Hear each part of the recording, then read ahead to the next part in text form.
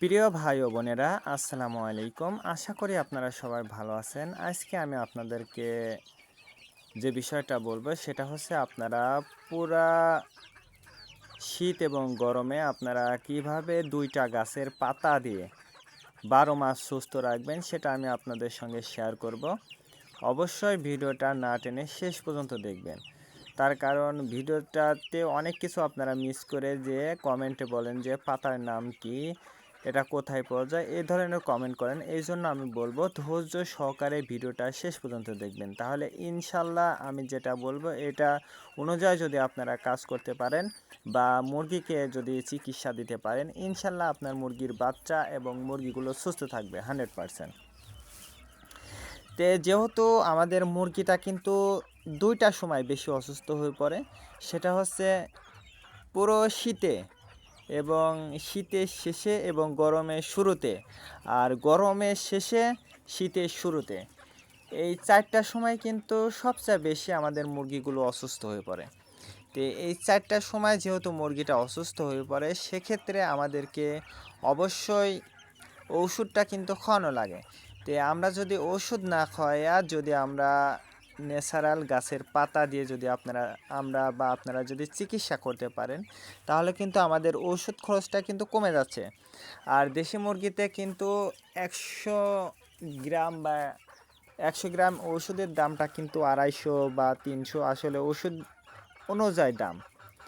আর সেক্ষেত্রে যদি আপনি 2টা গাছের পাতা দিয়ে যদি আপনার মুরগির বাচ্চা বা মুরগিগুলোকে যদি সুস্থ রাখতে পারেন, তাহলে আমি মনে করি যে এটাই আপনার জন্য বেটার। তার কারণ যত কম খরচে আপনারা দেশি মুরগি লালন পালন করতে পারবেন, ততটাই কিন্তু আপনারা লাভবান হতে পারবেন। আর সেক্ষেত্রে শুধু যে দেশি মুরগিতে আপনারা এই 2টা গাছের পাতা দিয়ে চিকিৎসা করবেন কথা কিন্তু এমন নয়।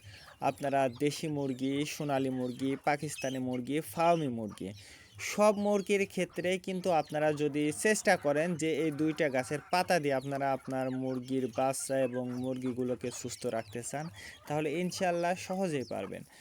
আর শুধু যে আপনারা মুরগি চিকিৎসা করবেন তা কিন্তু না, আপনারা নিজেরও যদি ঠান্ডাজনিত সমস্যা হয়ে থাকে, সেক্ষেত্রে আপনারা যদি চান যে আমরা গাছের পাতার বা রস দিয়ে যদি আমরা চিকিৎসা হতে চান আপনারা নিজেরা ঠান্ডাজনিত সমস্যার কারণে, তে সেক্ষেত্রে কিন্তু আপনারা নিজেরাও কিন্তু এই 2টা গাছের পাতা দিয়ে আপনারা নিজেরাও কিন্তু 12 মাস সুস্থ থাকতে পারবেন ইনশাল্লাহ।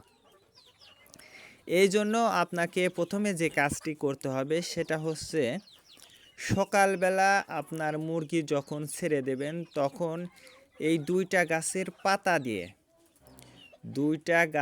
পাতা দিয়ে সকালে রস বানাইয়া আপনার মুরগির বাচ্চা, মুরগি, ফার্মি মুরগি, দেশি মুরগি, লেয়ার মুরগি, যেগুলো আর কি বাইরে পালন করা হয়, এই মুরগিগুলোকে কিন্তু সকালবেলা খুব সকালে বাসি পেটে, অর্থাৎ খাবার যখন দেবেন আপনারা চাইলে খাবারের সঙ্গে মিক্সড করে তারপরে আপনারা আপনার মুরগিগুলোকে কিন্তু দিতে পারেন। দেখুন, আমি কিন্তু আপনারা জানেন যে আমি কিন্তু সকালে ভুট্টার গুঁড়াটা আমি কিন্তু পানি দিয়ে মিক্সড করে থাকি।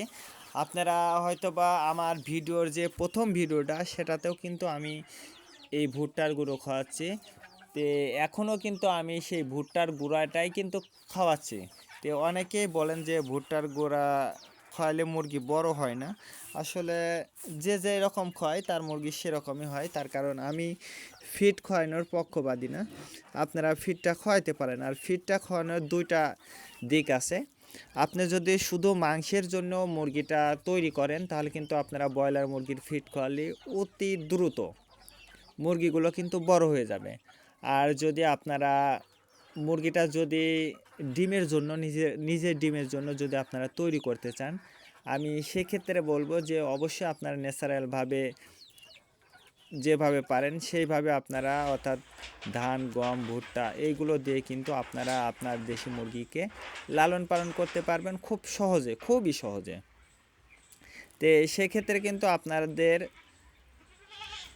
মুরগিগুলো কিন্তু সুস্থ থাকবে। আর যারা মুরগি ব্রয়লার মুরগির খাবার খাওয়া যারা বড় করবেন, তাদের কিন্তু বিভিন্ন রোগের সম্মুখীন হতে হবে, এটা স্বাভাবিক।